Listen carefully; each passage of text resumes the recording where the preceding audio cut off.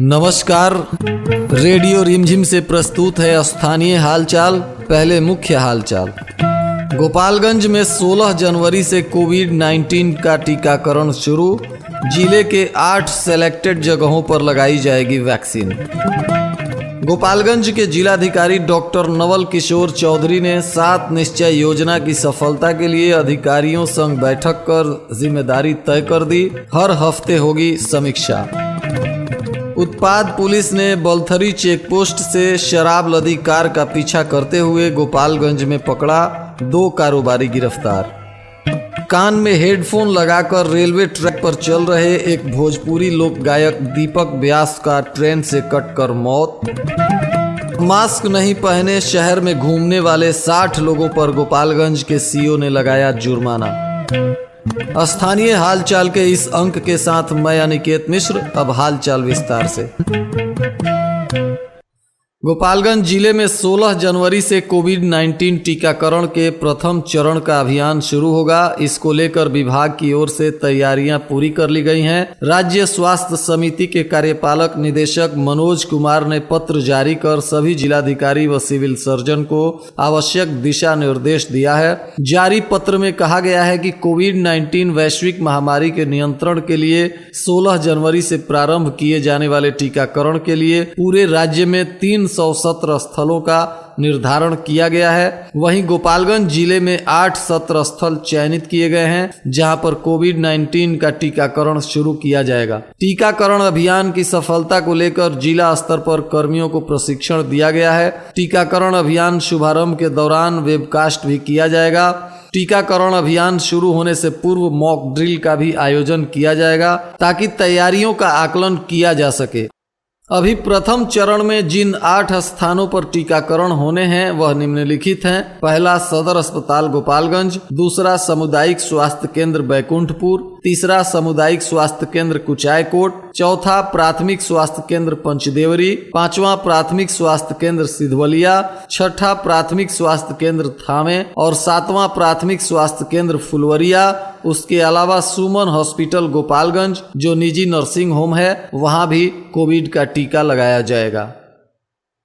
गोपालगंज के जिलाधिकारी डॉक्टर नवल किशोर चौधरी ने आज जिले के समाहरणालय कक्ष में सभी वरीय पदाधिकारियों के साथ बैठक कर 7 निश्चय योजना को सफल बनाने के लिए रणनीति बनाई और सभी अधिकारियों को 1 सप्ताह का टास्क दिया, जिसमें नली गली योजना, कुशल युवा कार्यक्रम, शौचालय योजना, स्टूडेंट क्रेडिट कार्ड, स्वच्छ नल का जल, ग्रामीण और शहरी दोनों क्षेत्र के लिए बनाई गई इन योजनाओं के बारे में पदाधिकारियों की जिम्मेदारी तय करते हुए जिलाधिकारी ने कहा कि अभी गोपालगंज जिला बिहार प्रदेश में 22वें नंबर पर है, जिसको टॉप 5 में लाना है। इसके लिए सभी पदाधिकारी क्षेत्र में जाकर काम करें। बीडीओ को आदेश देते हुए कहा कि आप इसके लिए कैंप लगाकर इन योजनाओं का लाभ आम जनता तक पहुंच सके, इसके लिए कार्य करें। पंचायती राज पदाधिकारी को कहा गया कि आप फील्ड में उतरकर इन योजनाओं की समीक्षा करें, जांच पड़ताल करें, रणनीति बनाकर इसके लिए कार्य करें। 1 सप्ताह का रणनीति बनाते हुए सभी पदाधिकारियों की जिम्मेदारी तय की गई और जिलाधिकारी द्वारा पुनः समीक्षा बैठक करने का समय निर्धारित कर दिया गया और सभी पदाधिकारी अपने अपने कार्यों में लगे हैं। अगले सोमवार को फिर से समीक्षा बैठक होगी। गोपालगंज उत्पाद विभाग की पुलिस द्वारा बलथरी चेक पोस्ट पर वाहन जांच के दौरान एक दिल्ली नंबर की कार आती दिखाई दी, जिसे रोकने के बाद कार चालक वाहन लेकर भागने लगा। तुरंत उत्पाद विभाग के जवानों ने प्रकाश चंद्रा के नेतृत्व में मोर्चा संभाला और उस गाड़ी का पीछा शुरू कर दिया। भागते हुए वह गाड़ी गोपालगंज शहर की तरफ आ रही थी। तभी नगर की टीम द्वारा आगे से मोर्चा संभालते हुए बंजारी मोड़ पर दोनों तरफ से घेर कर उस कार को पकड़ लिया गया, जिसके बाद तलाशी ली गई तो उक्त कार में भारी मात्रा में विदेशी शराब भरी गई थी और उस पर सवार 2 कारोबारियों को हिरासत में ले लिया गया। पूछताछ के बाद गिरफ्तार दोनों शराब कारोबारी, एक अरुण कुमार यादव और दूसरा पंकज कुमार हैं। यह दोनों केसरिया पूर्वी चंपारण के रहने वाले हैं। ये लोग दिल्ली से शराब लेकर केसरिया जा रहे थे और पुलिस को देखकर भागने लगे। गिरफ्तार दोनों आरोपियों को न्यायिक हिरासत में लेकर पूछताछ करने के बाद जेल भेज दिया गया है। शराब और वाहन को जब्त कर लिया गया है। गोपालगंज के सासा मूसा में ट्रेन से कटकर उचका गांव थाना के मकसूदपुर निवासी दीपक व्यास का निधन हो गया। प्राप्त सूचना अनुसार दीपक कुचायकोट के एक रिकॉर्डिंग स्टूडियो से होली का गीत गाकर वापस अपने घर आ रहे थे, परंतु कान में हेडफोन लगाकर गाना सुनते हुए रेलवे ट्रैक पर जा रहे थे। तभी सासा मूसा में एक मालगाड़ी ट्रेन की चपेट में आ गए। धक्का लगने के बाद उनको घायल अवस्था में सदर अस्पताल लाया गया, जहां इलाज के दौरान शाम को दीपक की मौत हो गई। खबर सुनकर दीपक व्यास के परिजनों में कोहराम मच गया। वहीं स्थानीय लोगों ने बताया कि दीपक व्यास एक अच्छा उभरता हुआ कलाकार था और जीवन में कुछ अच्छा करने का प्रयास कर रहा था, परंतु उसकी लापरवाही से जान चली गई।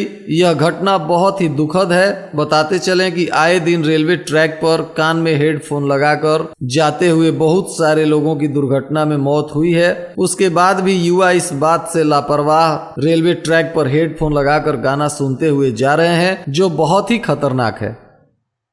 गोपालगंज सदर अंचलाधिकारी विजय कुमार सिंह द्वारा जिलाधिकारी के निर्देश पर कोविड-19 के नियमों का उल्लंघन करने वाले 60 लोगों पर जुर्माना लगाया गया और चेतावनी देकर छोड़ा गया कि आप कोविड के नियमों का पालन करते हुए घर से बाहर निकलें। इस संदर्भ में सीओ विजय कुमार सिंह ने जानकारी दी कि शहर के विभिन्न चौक चौराहों पर जाँच करते हुए बहुत सारे लोगों को बिना मास्क के घूमते हुए पाया गया, जिनको पकड़कर जुर्माना वसूल करते हुए कोविड के नियमों की जानकारी देकर छोड़ा गया और आगे भी लगातार यह अभियान चलता रहेगा। इसलिए शहर वासियों से अपील है कि घर से बाहर निकलें तो मास्क और सोशल डिस्टेंसिंग का पालन करते हुए चलें, ताकि कोरोना की रफ्तार को रोका जा सके। भोरे थाना क्षेत्र के बखरिया गांव में जमीनी विवाद को लेकर हुई मारपीट में 4 लोग घायल हो गए हैं। इस मामले को लेकर पीड़ित महिला के बयान पर स्थानीय थाने में 17 लोगों के खिलाफ प्राथमिकी दर्ज की गई है। बताया जाता है कि बखरिया गांव निवासी दिनेश भारती की पत्नी शारदा देवी ने अपने ही गांव के मनोज गिरी, राधेश्याम गिरी, लाल बहादुर गिरी, विनोद गिरी सहित 17 लोगों पर आरोप लगाया है कि ये लोग अपने हाथ में लाठी डंडा लेकर आए और शारदा देवी के ससुर संजय भारती और शंभू भारती को गाली गलौज करने लगे। जब उन लोगों ने गाली देने से मना किया तो उक्त लोगों ने अपने हाथ में लिए लाठी डंडों से मारपीट कर संजय भारती, शंभू भारती, शारदा देवी और पूजा कुमारी को घायल कर दिया। इस दौरान हमलावरों ने पूजा कुमारी के गले से चैन को छीन लिया। सभी घायलों का इलाज भोरे रेफरल अस्पताल में कराया गया। प्राथमिकी दर्ज कर मामले की छानबीन पुलिस द्वारा की जा रही है। गोपालगंज के जिलाधिकारी डॉक्टर नवल किशोर चौधरी ने सूचना एवं जनसंपर्क विभाग के कर्मचारी मनोज यादव को कार्य में लापरवाही बरतने के आरोप में निलंबित कर दिया है। बताते चले कि जिलाधिकारी डॉक्टर नवल किशोर चौधरी द्वारा लगातार सरकारी कर्मियों के साथ बैठक कर काम के प्रति जवाबदेही तय की जा रही है। इसमें जो भी सरकारी कर्मी लापरवाही बरतेंगे उन पर आगे भी कार्रवाई हो सकती है, ऐसा जिलाधिकारी द्वारा कई बार कहा जा चुका है। भोरे प्रखंड के हुस्सेपुर पंचायत के दीक्षित टोली गांव में 1 माह के अंदर आतंक मचाए हुए सनकी बंदर को ग्रामीणों और वन कर्मियों की मदद से पकड़ लिया गया। बताया जाता है कि 1 माह के अंदर यह बंदर अब तक 1 दर्जन से ऊपर लोगों को अपना निशाना बना चुका था। इसके डर से बगीचे की तरफ खेतों में किसान काम करने से भी परहेज कर चुके थे। इतना ही नहीं, यह साइकिल, पैदल या बाइक से चलने वाले लोगों को भी अपना निशाना बना देता था। बता दें कि इसने बीते 1 सप्ताह के अंदर स्थानीय गांव निवासी मुक्तिनाथ दीक्षित, राहुल दीक्षित, भोज ठाकुर, अमन दीक्षित को काट लिया था।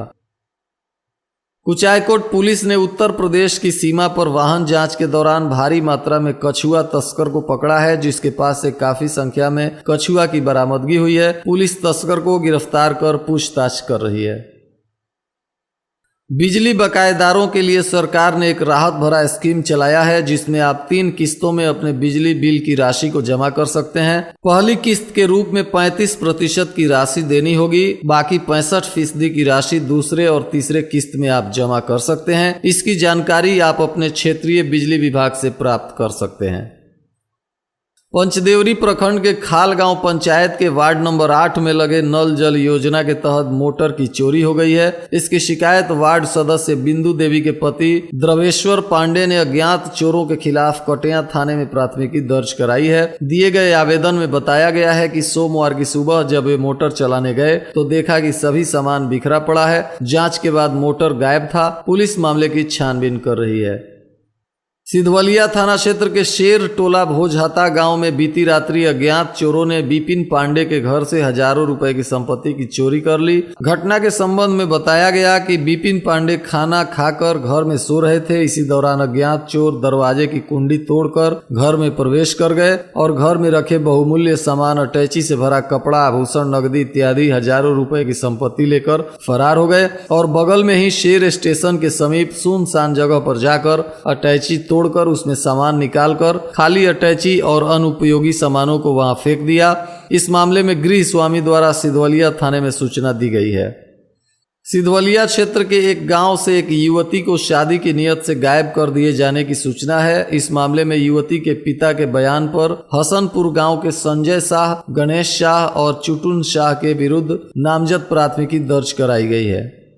वहीं पिपरा गांव से पुलिस ने एक शराबी को गिरफ्तार किया है। गिरफ्तार शराबी का नाम रुपेश कुमार है। पुलिस ने शराबी को उस वक्त गिरफ्तार किया जब वह शराब के नशे में धुत होकर घर के पास शोरगुल कर रहा था। इसी दौरान ग्रामीणों की सूचना पर पुलिस ने उसे गिरफ्तार कर लिया और अस्पताल ले गई, जहां अल्कोहल की पुष्टि होने के बाद उसके विरुद्ध उत्पाद अधिनियम के तहत प्राथमिकी दर्ज कर न्यायिक हिरासत में जेल भेज दिया गया है। और आज के मौसम का तापमान गोपालगंज में न्यूनतम 8 डिग्री सेल्सियस और अधिकतम 22 डिग्री सेल्सियस रहने की संभावना है। अंत में मुख्य हालचाल एक बार फिर। गोपालगंज में 16 जनवरी से कोविड-19 का टीकाकरण शुरू। जिले के 8 सेलेक्टेड जगहों पर लगाई जाएगी वैक्सीन। गोपालगंज के जिलाधिकारी डॉक्टर नवल किशोर चौधरी ने 7 निश्चय योजना की सफलता के लिए अधिकारियों संग बैठक कर जिम्मेदारी तय कर दी। हर हफ्ते होगी समीक्षा। उत्पाद पुलिस ने बलथरी चेकपोस्ट से शराब लदी कार का पीछा करते हुए गोपालगंज में पकड़ा। 2 कारोबारी गिरफ्तार। कान में हेडफोन लगाकर रेलवे ट्रैक पर चल रहे एक भोजपुरी लोक गायक दीपक व्यास का ट्रेन से कटकर मौत। मास्क नहीं पहने शहर में घूमने वाले 60 लोगों पर गोपालगंज के सीओ ने लगाया जुर्माना। इसके साथ ही रेडियो रिमझिम से प्रसारित स्थानीय हालचाल का यह अंक समाप्त हुआ। नमस्कार।